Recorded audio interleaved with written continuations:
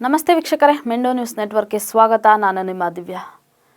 ವೀಕ್ಷಕರೇ, ಪ್ರವಾಸಕ್ಕೆಂದು ತೆರಳಿದ್ದಂತಹ ಮುರಾರ್ಜಿ ವಸತಿ ದೇಸಾಯಿ ಶಾಲೆಯ 4 ಜನ ವಿದ್ಯಾರ್ಥಿನಿಯರು ಸಮುದ್ರ ಪಾಲಾಗಿರುವಂತಹ ಅಮಾನವೀಯ ಘಟನೆ ಮುರುಡೇಶ್ವರದಲ್ಲಿ ನಡೆದಿದೆ.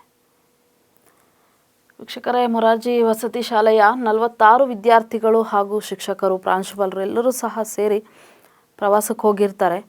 ಈ ಒಂದು ಸಂದರ್ಭದಲ್ಲಿ ಮಕ್ಕಳು ಸಮುದ್ರಕ್ಕೆ ಇಳಿದಿರ್ತಾರೆ. ಆ ಒಂದು ಬೀಚಲ್ಲಿ ಆಟ ಆಡ್ತಿರ್ಬೇಕಾದ್ರೆ ಸುಮಾರು 7 ಜನ ವಿದ್ಯಾರ್ಥಿಗಳು ನೀರಿನಲ್ಲಿ ಕೊಚ್ಚೋಗಿರ್ತಾರೆ. ಎಲ್ಲರೂ ಸಹ ಸೇವ್ ಮಾಡಿರ್ತಾರೆ. ಆದರೆ 4 ಜನ ವಿದ್ಯಾರ್ಥಿಗಳು ಈ ಒಂದು ಸಮುದ್ರದಲ್ಲಿ ನೀರು ಪಾಲಾಗಿದ್ದಾರೆ. ಇದಕ್ಕೆ ಒಂದು ರೀತಿಯಾಗಿ ಶಾಲಾ ಶಿಕ್ಷಕರು ಏನಿದ್ದಾರೆ ಅವರ ಒಂದು ಅಜಾಗರೂಕತೆ, ನೆಗ್ಲಿಜೆನ್ಸಿ ಅಂತಲೇ ಹೇಳ್ಬೋದು. ಈಗ ಎಲ್ಲ ಭಾಗದಲ್ಲೂ ಆಲ್ಮೋಸ್ಟ್ ಎಲ್ಲ ಕಡೆ ಶಾಲೆಗಳು, ಕಾಲೇಜುಗಳು ಎಲ್ಲರೂ ಸಹ ಪ್ರವಾಸಕ್ಕೆ ಹೋಗ್ತಾ ಇರ್ತಾರೆ. ವೀಕ್ಷಕರ, ಇದಕ್ಕೂ ಮುಂಚೆ ನಾವೇ ಒಂದು ಸುದ್ದಿಯನ್ನು ಕೂಡ ಮಾಡಿದ್ವಿ. ಈಗ ವಾತಾವರಣ ಯಾವ ರೀತಿ ಇದೆ, ಎಲ್ಲ ಕಡೆನೂ ಮಳೆ ಬರ್ತಾ ಇದೆ.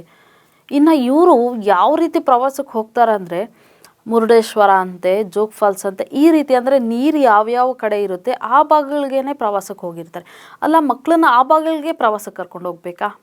ಬೇರೆ ಒಂದು ಮಕ್ಕಳ ನಾಲೆಡ್ಜ್ ಇಂಪ್ರೂವ್ ಆಗುವಂತಹ ಸ್ಥಳಗಳು, ಅದರಲ್ಲೂ ನಮ್ಮ ಭಾಗದಲ್ಲಿ ಎಷ್ಟು, ಬೆಂಗಳೂರಲ್ಲೂ ಸಹ ಎಷ್ಟೆಲ್ಲ ಒಂದು ಪ್ಲೇಸ್ಗಳಿದೆ, ಎಷ್ಟೆಲ್ಲ ಪ್ರವಾಸಿ ತಾಣಗಳಿದೆ, ಮಕ್ಕಳು ನೋಡುವಂಥ ಅವ್ರ ನಾಲೆಡ್ಜ್ ಇಂಪ್ರೂವ್ ಆಗುವಂಥ ಸ್ಥಳಗಳು. ಅದನ್ನೆಲ್ಲ ಬಿಟ್ಟು ಈ ಶಿಕ್ಷಕರು ಏನೋ ಒಂದು, ಅಂದರೆ ಅವ್ರು ಮಾಡೋದು ತಪ್ಪು ಅಂತ ನಾವು ಹೇಳ್ತಾ ಇಲ್ಲ.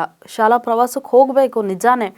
ಆದರೆ ಓದಂಥ ಸಂದರ್ಭದಲ್ಲಿ ನಾವು ಹಿಂದೆ ಕೂಡ ಏನು ಹೇಳಿದ್ವಿ, ಹೋಗೋದು ತಪ್ಪಲ್ಲ, ಬಟ್ ಹೋದಾಗ ಮಕ್ಕಳ ಒಂದು ಪರಿಸ್ಥಿತಿ, ವಾತಾವರಣ, ಹವಾಮಾನ ಹೇಗಿದೆ, ಮತ್ತು ತಂದೆ ತಾಯಿಗಳ ಪರಿಸ್ಥಿತಿ ಹೇಗಿದೆ, ಮಕ್ಕಳ ಆರೋಗ್ಯ ಸಮಸ್ಯೆ ಹೇಗಿದೆ, ಇದನ್ನೆಲ್ಲವನ್ನು ಸಹ ಗಮನದಲ್ಲಿಟ್ಟುಕೊಂಡು ಶಾಲಾ ಪ್ರವಾಸಕ್ಕೆ ಒಂದು ಹೊರಡುವಂತಹ ವ್ಯವಸ್ಥೆಗಳನ್ನು ಮಾಡಿಕೊಳ್ಳಿ ಅಂತ ಈ ಥರ. ಈಗ ಈ ಒಂದು ವಿದ್ಯಾರ್ಥಿನಿಯರು ಇವರು ಕೋಲಾರ ಜಿಲ್ಲೆಯ ಮುಳಬಾಗಿಲು ತಾಲೂಕಿನ ಪೂಜಾರಹಳ್ಳಿಯ ಶ್ರವಂತಿ, ಮತ್ತು ಗಡ್ಡೂರು ಗ್ರಾಮದ ದೀಕ್ಷಾ, ಹೆಬ್ಬಣಿ ಗ್ರಾಮದ ಲಾವಣ್ಯ ಮತ್ತು ದೊಡ್ಡಘಟ್ಟ ಗ್ರಾಮದ ವಂದನಾ, 9ನೇ ತರಗತಿಯ 4 ಜನ ವಿದ್ಯಾರ್ಥಿನಿಯರು.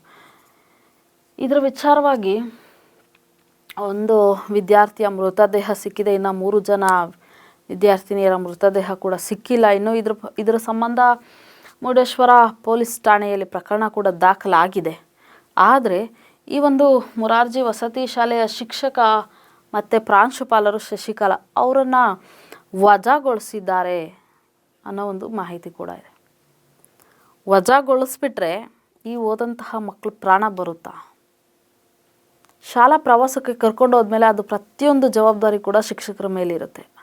ಆ ಒಂದು ಜವಾಬ್ದಾರಿಯನ್ನು ನಿಭಾಯಿಸೋಕ್ಕಾಗೋದಿಲ್ಲ ಅಂದರೆ ಯಾರೂ ಕೂಡ ಈ ರೀತಿ ಆ ಒಂದು ವಯಸ್ಸಿಗೆ ಬಂದಂತಹ ಮಕ್ಕಳನ್ನ ಏನೋ ಒಂದು ಅವರ ಒಂದು ಖುಷಿಗೋಸ್ಕರ ನಾವು ಕರ್ಕೊಂಡು ಹೋಗ್ತೀವಿ ಅಂದ್ಬಿಟ್ಟು ಆ ತಂದೆ ತಾಯಿಗಳು ನೋವು ಯಾರಿಗೆ ಕೇಳ್ತಾರೆ? ಈಗ ನಿಮಗೆ ನಿಮ್ಮ ಕೈಲಿ ಆಗಲ್ಲ ಅಂದಮೇಲೆ ಯಾಕೆ ನೀವು ಈ ಒಂದು ಪ್ರವಾಸವನ್ನು ಕರ್ಕೊಂಡು ಹೋಗಬೇಕಿತ್ತು?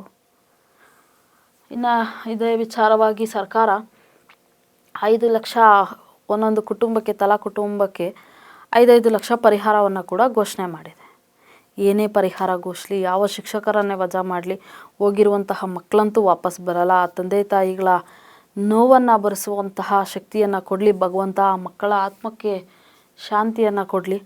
ಇನ್ನು ಇದೇ ವಿಚಾರವಾಗಿ ವೀಕ್ಷಕರೇ ನಾವು ಹೇಳೋದಿಷ್ಟೇ, ದಯವಿಟ್ಟು ಈಗಲೂ ಕೂಡ, ಇವತ್ತು ಕೂಡ ಮಳೆ ಬರ್ತಾ ಇದೆ, ಇನ್ನು 2 ದಿವಸ ಕೂಡ ಮಳೆ ಇದೆ ಅನ್ನೋ ಒಂದು ಹವಾಮಾನ ಇಲಾಖೆ ಕೂಡ ತಿಳಿಸಿದೆ ಮಳೆ ಇದೆ ಅಂತ. ಸೊ ಹೀಗಾಗಿ ಪ್ರವಾಸಕ್ಕೆ ಹೋಗಬೇಕಾದ್ರೆ ಅತಿ ಹೆಚ್ಚು ಜಾಗರೂಕರಾಗಿರಿ. ಯಾವ ಒಂದು ಸ್ಥಳಕ್ಕೆ ನಾವು ಪ್ರವಾಸಕ್ಕೆ ಹೋಗ್ತಾ ಇದ್ದೀವಿ, ಅಲ್ಲಿ ಯಾವ ರೀತಿಯಾದಂತಹ ತೊಂದರೆಗಳಿದೆ, ಇದೆಲ್ಲವನ್ನು ಕೂಡ ಗಮನದಲ್ಲಿಟ್ಟುಕೊಂಡು ಪ್ರವಾಸಗಳಿಗೆ ಹೋಗಿ. ಅದು ಬಿಟ್ಟರೆ, ಅಥವಾ ಒಂದು ವಾತಾವರಣ ಯಾವ ರೀತಿ ಇದೆ ಅದ್ರ ಮೇಲೆ ನೀವು ಹೋಗ್ಬೋದು. ಏನು ಇವತ್ತೇ ಹೋಗಬೇಕು, ನಾಳೆನೇ ಹೋಗಬೇಕು, ಇದು ಯಾವುದು ಇರಲ್ಲ ಅಲ್ವಾ?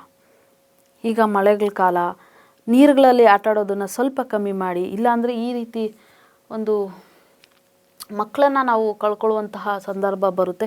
ಹಾಗಾಗಿ ದಯವಿಟ್ಟು ಈ ಒಂದು ಅಜಾಗರೂಕತೆ, ನೆಗ್ಲಿಜೆನ್ಸಿ ಯಾರೂ ಮಾಡೋಕ್ಕೆ ಹೋಗಬೇಡಿ. ಹವಾಮಾನ ಯಾವ ರೀತಿ ಇದೆ ಅದನ್ನು ತಿಳ್ಕೊಂಡು ಪ್ರವಾಸಕ್ಕೆ ಮಕ್ಕಳನ್ನು ಕರ್ಕೊಂಡು ಹೋಗಿ ಅಂತ ಹೇಳ್ತಾ, ಇದಾಗಿತ್ತು ಈ ಕ್ಷಣದ ಸುದ್ದಿ. ನಿರಂತರ ಸುದ್ದಿಗಾಗಿ ನೋಡ್ತಾ ಇರಿ ಮೆಂಡೋ ನ್ಯೂಸ್ ನೆಟ್ವರ್ಕ್. ಮೆಂಡು ನ್ಯೂಸ್ ನೆಟ್ವರ್ಕ್, ಸತ್ಯದ ಕನ್ನಡಿ.